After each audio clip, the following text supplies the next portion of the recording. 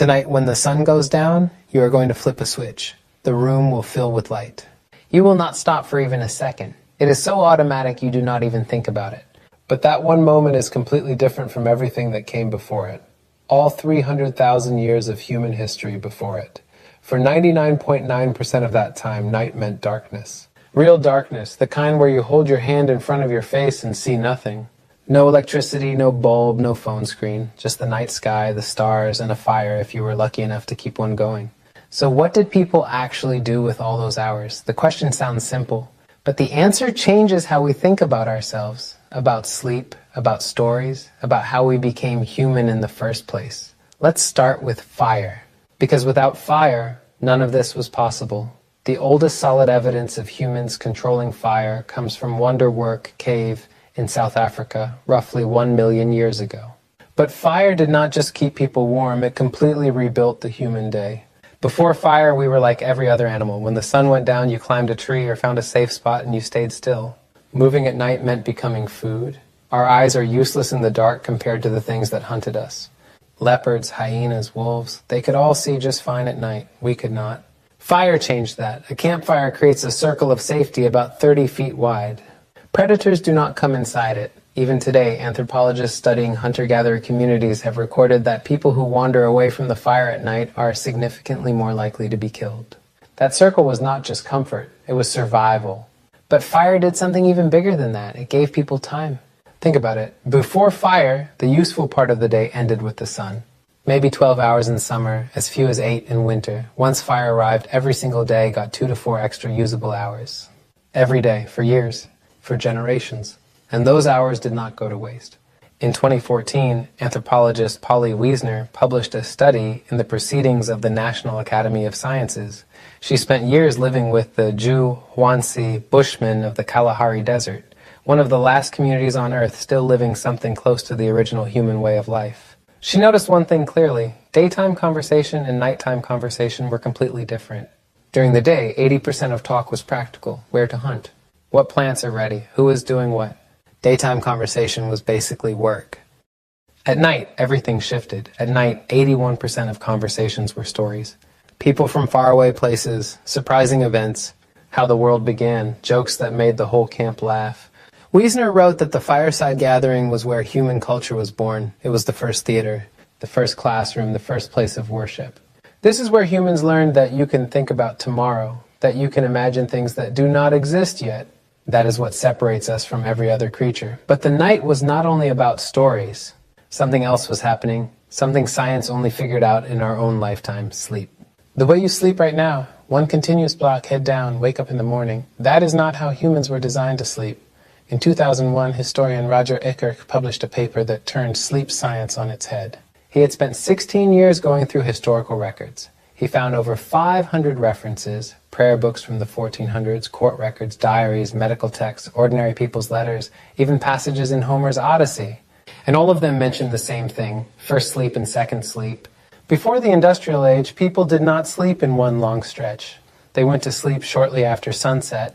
After about 4 hours, they woke up. They stayed awake for 1 to 2 hours in the middle of the night. Then they went back to sleep for another 4 hours until dawn. This was not insomnia. This was normal. This was everywhere, across every era. What did people do during that middle of the night window? Everything. A 16th century French doctor recommended that couples try to have children during this time because they performed better. People visited neighbors. Dreams were still fresh. So people lay there remembering them and thinking about what they meant. Some people wrote, most just lay in the dark and thought. A medical manual from the 1500s called this window the best time for reading and reflection, the quiet hours when the mind was calm and the world was completely still. Translators had been reading these references for centuries. But they kept giving different meanings to first sleep because they simply could not imagine that people ever slept differently than we do now. The assumption was so deep that history was being misread to fit the modern experience. Then science confirmed what history had been saying. In 1992, psychiatrist Thomas Wehr ran an experiment at the National Institute of Mental Health. He took a group of volunteers and removed all artificial light from their lives. 14 hours of darkness every night, the same amount our ancestors would have had. Within a few weeks, without any instruction, every single participant settled into the same pattern: 4 hours of sleep. 1 to 3 hours of quiet wakefulness, then 4 more hours of sleep. Nobody told them to do this. Their bodies just did it, as if something ancient had been waiting inside them all along. Vere measured their hormones during the wakeful period and found something unexpected. Their brains were producing elevated levels of prolactin, the same hormone released during meditation and after orgasm. They described feeling peaceful, calm, almost meditative. It was not just a gap in sleep. It was its own state of consciousness, one that most modern humans have never experienced. So what ended it? Light. In the 1600s, cities started putting up street lamps. Paris was among the first, under Louis XIV, who wanted to reduce crime. London followed, then cheaper candles became available, then gas lamps in the 1800s. Then in 1879, Thomas Edison made the electric light bulb widely available. Within one generation, the night that humans had known for 300,000 years was gone. A small detail worth knowing. The word curfew comes from the French couvre-feu, which means cover fire. In medieval towns, a bell would ring at night telling everyone to cover or put out their fires. Night was supposed to be dark. Being outside at night was suspicious. In many European cities, walking outside after dark without a lantern was literally against the law. The night belonged to criminals and to things people feared. Then we conquered it. We flooded it with light, and we told ourselves that was progress. Today, the average person is exposed to artificial light for 7 to 8 hours after sunset. The blue light from screens blocks melatonin, the hormone that controls sleep.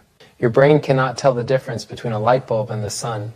Looking at a screen at 11 at night sends the same signal as midday sunlight. Melatonin gets delayed, sleep breaks apart. The circadian rhythm that took millions of years to develop gets thrown off. Researchers found that just 1 week of camping with no artificial light shifts a person's melatonin cycle by nearly 2 hours.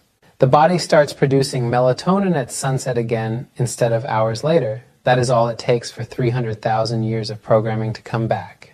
We did not just change when we sleep, we erased an entire phase of human consciousness.